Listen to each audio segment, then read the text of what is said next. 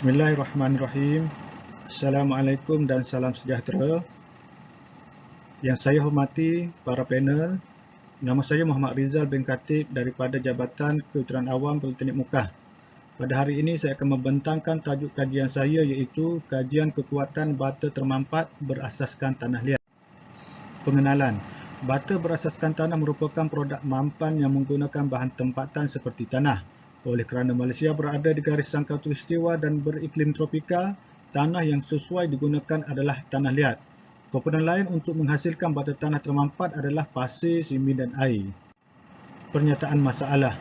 Pengeluaran bata tanah termampat boleh dilakukan oleh sesiapa sahaja, sama ada oleh kumpulan besar iaitu syarikat ataupun oleh individu.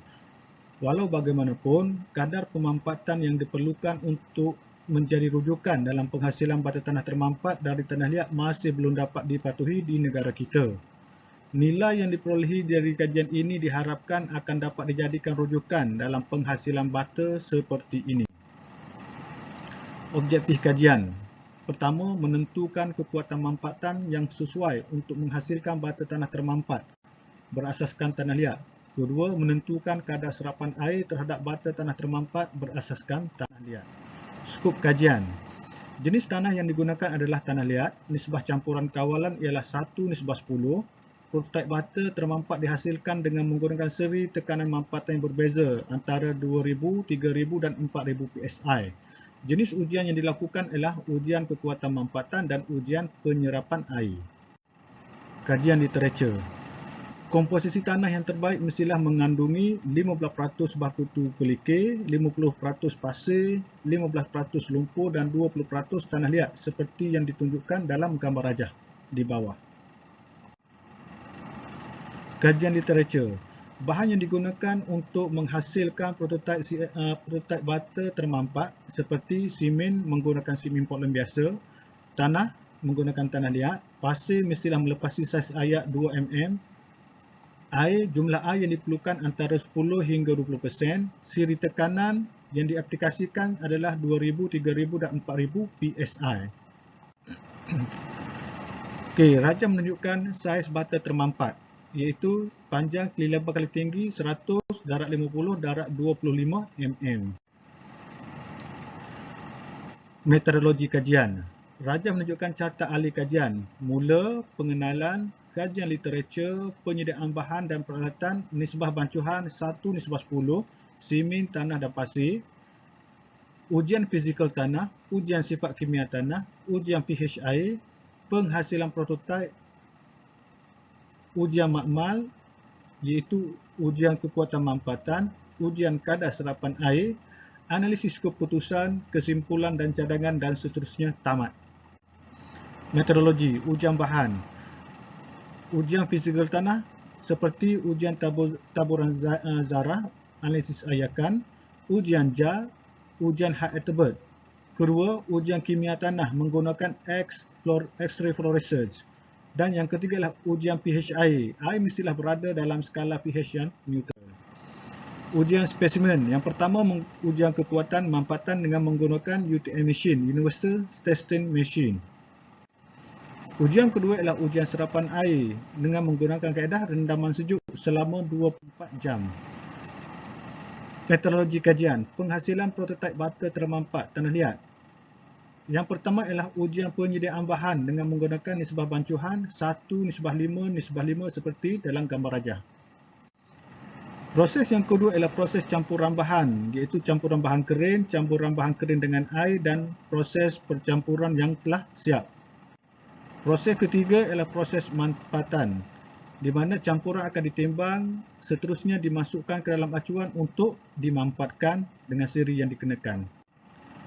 Proses yang keempat ialah proses penyimpanan bahan dan pengawetan. Kaedah pengawetan dilakukan setiap hari selama 7 hari sehingga 28 hari seperti yang ditunjukkan dalam gambar rajah. Keputusan. Kesemua ujian fizikal bata tanah termampat akan dibandingkan dengan bata galas beban kelas 1 berdasarkan Malaysia Standard. Penggunaan siri tekanan dan mampatan yang berbeza-beza dalam penghasilan bata adalah untuk mendapatkan kekuatan mampatan dan kadar serapan air yang paling optimum berdasarkan siri tekanan yang dikenakan. Keputusan. Rajah menunjukkan graf kekuatan mampatan Newton per milimeter persegi melawan umur prototipe bata hari.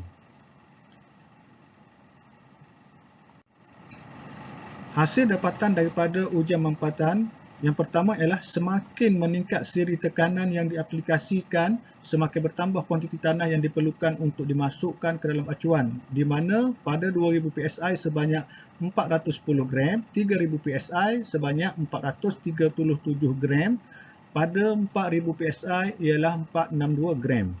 Dapatan keduanya ialah semakin tinggi siri tekanan, semakin bertambah kekuatan mampatan bata yang dihasilkan, di mana kekuatan mampatan yang paling optimum ialah sebanyak 5.48 Newton per milimeter persegi pada hari ke-7 pada siri tekanan 4000 PSI.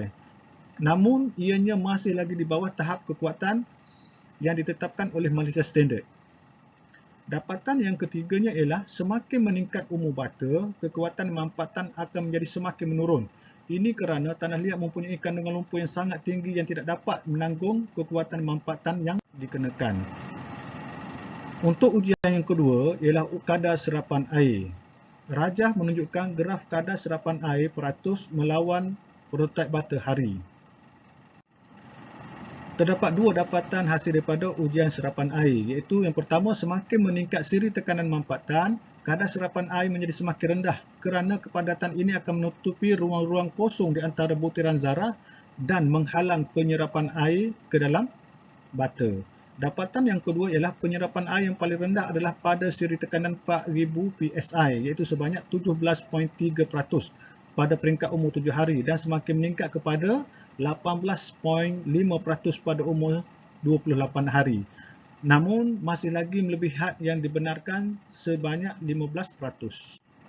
Kesimpulan, bagi ujian taburan zarah, kandungan asal mempunyai kandungan lumpur yang sangat tinggi dan perlu diubah suai dengan penambahan pasir dengan menggunakan nisbah bancuhan 1:55.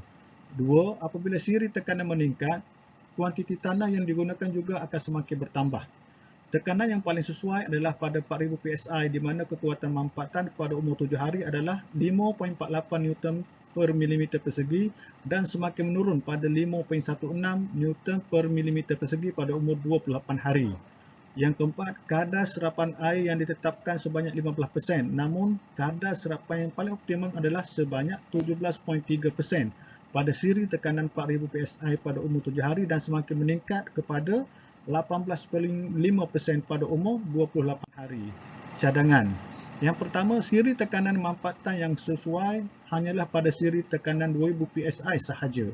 Ini kerana pada siri tekanan ini, semua agregat bancuhan berada dalam keadaan asal tanpa mengalami perubahan bentuk. Kedua, memperkenalkan bahan tambah yang dapat memegang agregat-agregat supaya lebih kental bagi bata termampat, supaya tidak mudah terurai apabila terdedah kepada keadaan persekitaran. Cadangan yang ketiganya ialah mengkaji nisbah bancuhan yang sesuai bagi bata termampat ini supaya lebih kuat dalam menahan tegasan mampatan. Sekian, terima kasih.